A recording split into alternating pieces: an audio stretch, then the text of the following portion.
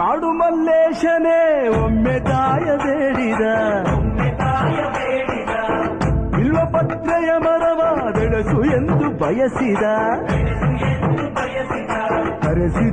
ಕರೆಸಿದಳು ಕೆಂಪೇಗೌಡರ ಇಲ್ಲಿಗೆ ಮರದ ಜೊತೆ ನಗರವನ್ನು ಕಟ್ಟಿಸಿದಳು ಮೆಲ್ಲಗೆ ಪೂಜೆ ಬಿಟ್ಟ ನಗರ ದೊರೆಯ ವಿಜಯನಗರಕ್ಕೆ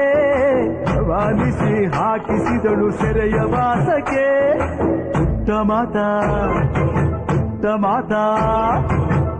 ಮಾತಾ ಬಿಟ್ಟ ಹರಕೆ ಗಟ್ಟಿ ಮಾಡಿಸಿ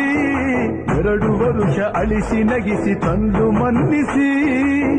ಬರುತ್ತೀನೆಂದರ ಇಲ್ಲಿಗೆ ಬರೋ ತನಕ ಮೌನಿ ಕೊಡುತ್ತೀನೆಂದರೆ ಹರಕೆ ಕೊಡೋ ತನಕ ಕೋತಿ